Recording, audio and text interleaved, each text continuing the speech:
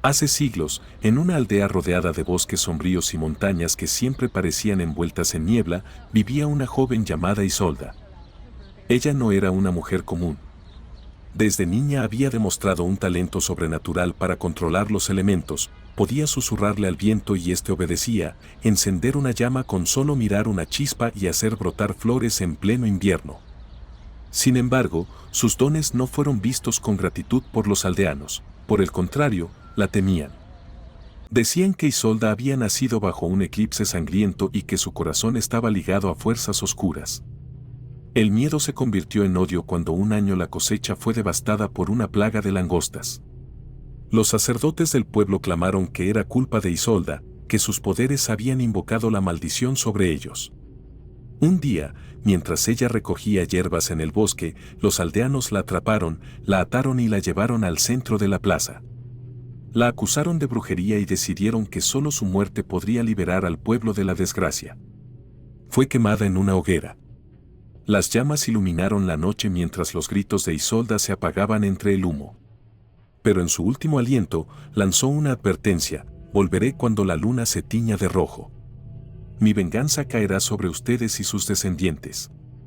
Los aldeanos temblaron, pero se convencieron de que las llamas habían extinguido para siempre su amenaza.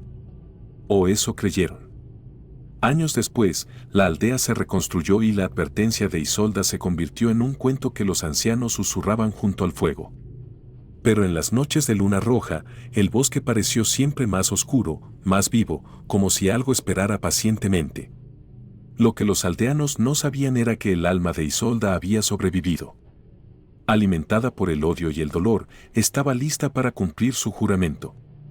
Pasaron generaciones y la advertencia de Isolda se convirtió en poco más que una leyenda para asustar a los niños. Sin embargo, una noche, la luna se alzó en el cielo con un rojo profundo, como si estuviera bañada en sangre. Los ancianos de la aldea comenzaron a murmurar con temor, recordando las palabras de la bruja. Los animales huyeron del bosque, los vientos se levantaron como si cantaran una melancólica melodía, y una niebla espesa cubrió el terreno, dejando a los aldeanos en una penumbra inquietante. Esa noche, un grupo de leñadores que había ido al bosque no regresó. A la mañana siguiente, cuando los buscaron, solo encontraron sus herramientas y un silencio sepulcral. No había rastro alguno de los hombres, pero los árboles cercanos parecían marchitos, como si algo hubiera drenado la vida del lugar. Los aldeanos, aterrorizados, comenzaron a ver sombras moverse entre los árboles y oían voces que los llamaban por su nombre. Pronto, comenzaron los sueños. Cada noche, los habitantes de la aldea soñaban con una mujer de cabellos negros como la obsidiana y ojos llameantes que los miraban fijamente. Ella no hablaba, pero su presencia era suficiente para llenar de pavor incluso al más valiente. Uno por uno, los aldeanos despertaban empapados en sudor y con una sensación de asfixia. Algunos empezaron a enfermar sin razón aparente y otros desaparecieron sin dejar rastro. La situación alcanzó su punto crítico cuando la estatua del santo patrón de la aldea, que había estado en la plaza durante siglos, se agrietó y cayó en pedazos durante una misa. Para entonces, ya nadie dudaba, Isolda había regresado. Su presencia era palpable en cada rincón del pueblo. Las velas no permanecían encendidas, las cosechas comenzaron a pudrirse y el aire mismo parecía cargado de una energía oscura y opresiva. Los más ancianos sabían que la venganza de Isolda había comenzado, pero nadie sabía cuándo ni dónde caería el primer golpe. En cada mirada, en cada susurro del viento, los aldeanos sentían que el juicio de la hechicera se cernía sobre ellos. La noche en que Isolda finalmente mostró toda su furia comenzó como cualquier otra bajo la luna roja. Los aldeanos se habían refugiado en sus casas, rezando y cerrando puertas con maderos cruzados, como si eso pudiera detener lo inevitable. Sin embargo, la calma de esa noche pronto se rompió. Justo cuando el reloj del campanario marcó la medianoche, un grito desgarrador se escuchó en la plaza. Aquellos que se atrevieron a mirar desde sus ventanas vieron una figura de pie en el centro, bajo la luz carmesí de la luna. Era una mujer envuelta en un vestido negro que se movía como si fuera parte de las sombras. Sus ojos brillaban con un fuego sobrenatural y una energía oscura emanaba de ella, haciendo que el aire se sintiera pesado y difícil de respirar. Era Isolda, y su presencia confirmaba que el tiempo de las leyendas había terminado, su venganza había comenzado. La iglesia, que había sido el refugio espiritual de la aldea, fue su primer objetivo. Las campanas comenzaron a sonar solas, cada repique un eco siniestro que hacía vibrar los corazones de los aldeanos. De repente, un rayo de energía negra impactó la torre, haciéndola colapsar en un estruendo ensordecedor. Las llamas negras, frías y opresivas, consumieron los escombros y de entre ellas se escuchaban los susurros de almas atrapadas. Los aldeanos, aterrados, corrieron hacia el bosque, creyendo que la distancia podría salvarlos. Pero el bosque ya no era un refugio. Los árboles, que antes ofrecían sombra y protección, se retorcieron y cobraron vida, atrapando a quienes intentaban escapar. Las ramas se alargaban como dedos huesudos, arrastrando a sus víctimas hacia una oscuridad sin fin. Isolda caminó lentamente por la aldea, susurrando palabras en un idioma olvidado. Cada casa que pasaba caía en ruinas, como si el tiempo se acelerara solo para destruirlo todo. Los rostros de los aldeanos que permanecían escondidos se llenaban de arrugas, envejeciendo en cuestión de minutos.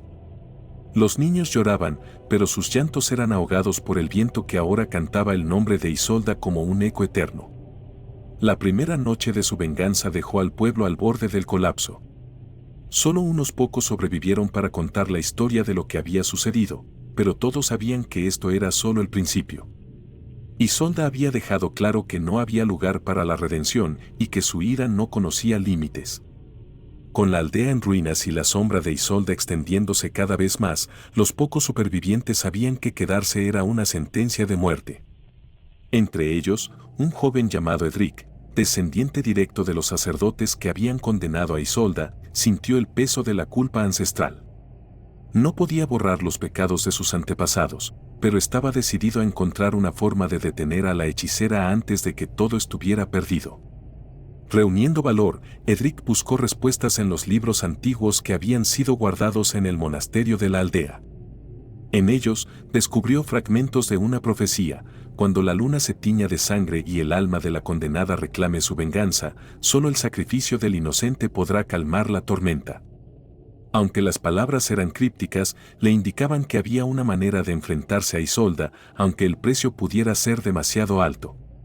Desesperado por más respuestas, Edric reunió a un pequeño grupo de aldeanos que estaban dispuestos a arriesgarlo todo.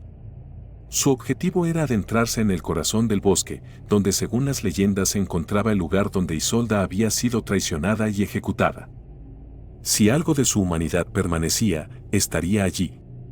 Pero el viaje no sería sencillo.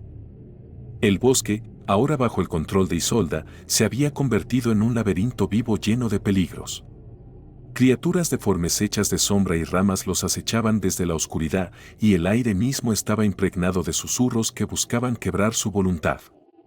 Sin embargo, guiados por el coraje de Edric y una extraña luz que emanaba del colgante de su madre, lograron avanzar más de lo que habían esperado. Cuando llegaron al claro donde Isolda había sido quemada, encontraron un árbol gigantesco y retorcido que marcaba el lugar. Sus ramas se alzaban como garras y en su base había grabados antiguos que contaban la historia de su condena. Al tocar el tronco, Edric tuvo una visión, vio el dolor de Isolda, su traición y la inmensa soledad que había sentido. Comprendió que la venganza no era solo odio, sino también un grito de dolor interminable.